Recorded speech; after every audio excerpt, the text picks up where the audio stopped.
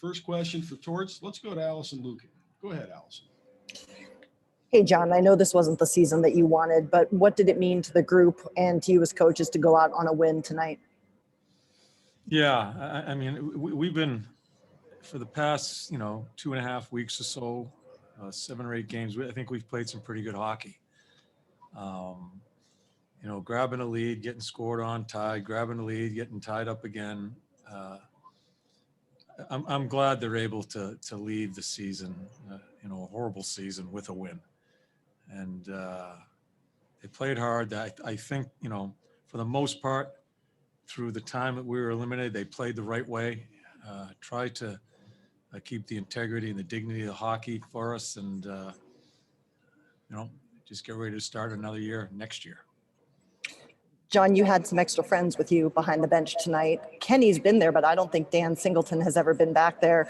What was behind that choice? And just talk us through that whole experience, having him there with you tonight. Yeah, it started with Bowler the other night.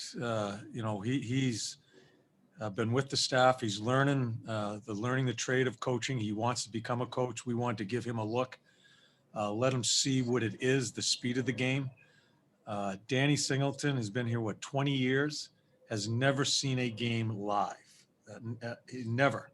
He's been in the back scenes as our video guy, working his computers or whatever the hell he has back there, and has never been out on a bench, never seen a game live for the Columbus Blue Jackets. So in an atmosphere where the game didn't matter in standings, we waited until after we played the Nashville games where they counted, and these 2 games we wanted to give them an opportunity to watch. In fact, Danny even changed the defensive pairs in the last half of the game. So we wanted to give him an opportunity for a guy that's been grinding away for 20 years. Thank you, John. Next, we'll go to Aaron Portzline. Go ahead, Porty. Thanks, Todd. John, could you hear the collection of fans? I think they were mostly up in the upper bowl, but I'm not sure, chanting your name in the final 5 minutes of regulation and beyond? No, I didn't. I heard one guy behind us all night long. Yeah. Yelling about something. We couldn't understand him, but he was really loud. That's the only, I couldn't hear anything else. There was just one person right behind us that was at it all night long. That's all I heard. And did this have the feeling of farewell to you? Can you address anything regarding that? You know what? I think for me, when you start the preparation of a game and you're on the bench, you're just thinking about that game. And yeah, I apologize. I didn't hear any noise at all, but like I said, I think there's a time and a place for Jarmo and I. We've had discussions. I think there'll be a time and a place for all that stuff. During a game, right now, after a game, it just isn't. It isn't the time. And we were focused on trying to be the best we could be and try to win a hockey game to end the season. Thanks, John. Next, we'll go to Brian Hedger. Oh, sorry. Next, we'll go to Dave Metzel. Go ahead, Metzi. Thanks, Todd. John, you've had cup winners. You've had teams that have overachieved. And I'm sure you remember each of them for specific things. What will you remember about this particular team that you coached this year? This year? Yeah. Yeah, this is a year of, I think, learning and trying to make yourself better. Certainly in my position where I just don't think I did a good enough job with the change of personnel,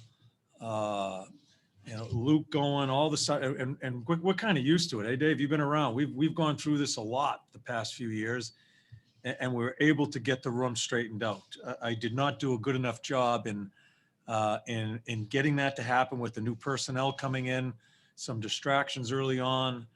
We just, as I've told you, we just never felt comfortable with the room as far as being cohesive, and that's my responsibility. So great learning experience for me, and I hope it's a learning experience for the players as far as what we lived through, that just how bad it was when you're not going to the postseason and having the struggles that we had. So you can be negative about it. It was miserable. It sucked, but I think you got to try to turn it and try to learn from it. And I hope we're never involved in that situation again.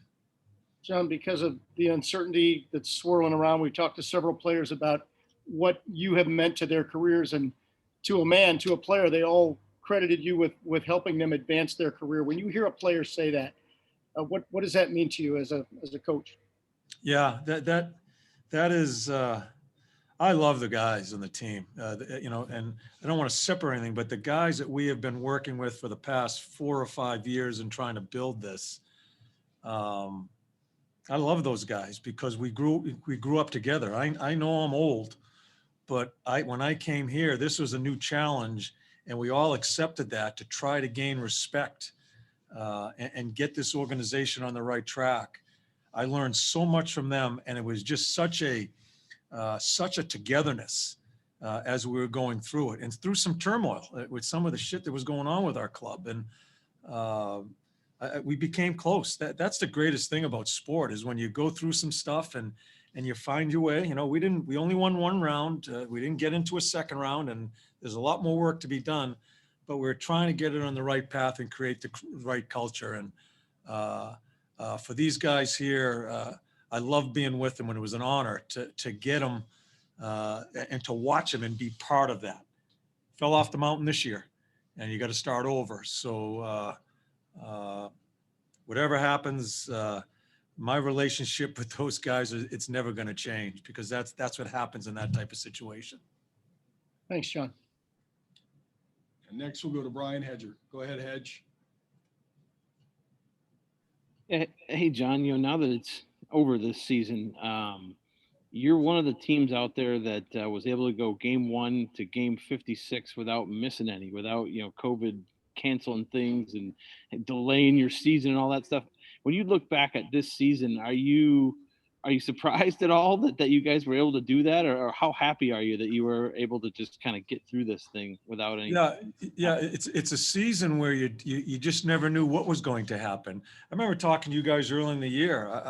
I thought there was going to be some stoppages and restarts. I was expecting all of that to happen. I think it's a credit to the National Hockey League and the teams, the individual teams. I know there were some outbreaks. I know there was some problems along the way, but I give the league a lot of credit as far as just keeping us together and keeping us safe. I tell you guys, the protocols that were put into place, how the hotels handled us as far as the safety of it, it was done in a great fashion. And that's number one thing. We wanted to make sure the health of everybody in all these organizations. I thought the league did a fantastic job with this. And kind of building on that topic, a set of staffers on a hockey team that don't get talked about a whole lot are the guys behind the scenes. Obviously, the equipment guys, the training staff, all that stuff. How important were they to this whole process of with all these protocols and everything this year? Yeah, you don't realize how hard they work. That's a nonstop job. The hours, the nights run into the mornings, very little sleep, especially this year with all the things they needed to do, changing the locker room around so we're in safe distance, bringing new lockers in, splitting up players to other locker rooms so we're in safety situations, all the visiting when we go into the other rinks when we're on the road, those guys doing the things they need to do. They're the group of people that are most important to the teams are your equipment and medical guys, and behind them are the rink people, the people that work in this rink, Ian who does the ice, and the people that allow us to play in this building. Those are some of the most important people in our game, and they're the people that are less thought of. No one even thinks about them, but they are the foundation of us being able to play in this league. And the last one for me is we've heard you talk numerous times the last few years about how you like to coaching because it's kind of like teaching. You like to be a teacher. How does a season like this test you in that way? I mean, as far do you still love coaching at this point? Oh yeah. This is it's a great question, Hedge, where you have to figure out some way after we've gone through a year like this to turn it somehow to where it can help you stabilize yourself in some of the things that you may have to change in your philosophy, you may have to change as a player. You need to try to bring it to that point that you're going to learn from it, because it was awful. I'm not sure how many times I'm not even sure if we won 2 games. I know we didn't win 3 in a row, and we couldn't get any momentum. I talked to you about my situation with the locker room. It's a valuable lesson for a guy that's 60 plus years old, coached 30 plus years. I can still learn. And this one was a kick in the teeth for me. I struggle with it because I go back and could we have done anything different? And I have certainly gone through that, and hopefully I'll be better, and hopefully the players will be better after going through something like this. Thanks, John. We got time for a couple more. We'll go to Greg Wyshynski. Go ahead, Greg. Thanks a lot. Hey, John. I know you said that you and Yarmo are going to discuss things, and nothing's settled for tonight and all that. I just would you like to return to coach this group next season? I mean, it's kind of. I'll put it to you this way. I think the discussion that Yarmo and I are having, I don't think people talk about a shelf life.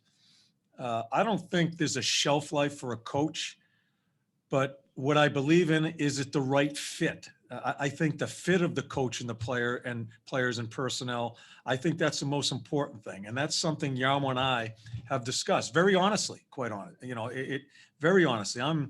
I get it. Am I the right fit? These are the things that Yarmo and I have talked about. I think this will come to a solution very quickly here. I'm sure Yarmo will speak on that, and we'll see where we go with it. But like I said, the players in there, I grew up with them. I started at a very old age with this team, but I still grew with those guys. So it's been an honor to coach them. And as I said, I just have it's a special relationship when you grind through it and you go through the number of years that we did. That I'll never forget that, and it's just been an honor to be with them. Thank you, John. And lastly, we'll go to Jeff Svoboda. Go ahead, Jeff. Thanks, Todd. Thanks, Torts. You mentioned earlier how you guys were able to kind of play with dignity and play with the respect of the game here these last stretch. And you got thrown for a loop at the trade deadline. It's been miserable. You haven't been playing for anything. But for this group to pull it all together the way it did these last couple of games, I mean, is there a pride that with literally nothing on the line, the way that you were able to kind of finish this thing off? Yeah, I'm happy, and I made adjustments. You guys see, we didn't practice much. I wasn't going to bring him to the building and do a lot of practices. And we're playing a lot of games. The two biggest things we talked about was just being prepared, trying to be as prepared as best you can be. And I just wanted him to play hard. And for the most part, we did. There were some times where you could see some guys where it, because it's hard when it doesn't mean a lot. But for 95% of the time, I thought our guys tried hard. I thought they played the right way. Didn't get the results all the time, but I think the last little while, we put some points on the board. And I'm happy they win a game. It's an overtime win. It happened suddenly, which is exciting for them. So I'm proud of them. There's a lot of work to be done, but I'm glad we ended on at least winning a game. Thanks, John. Appreciate it. Thank you, Torts.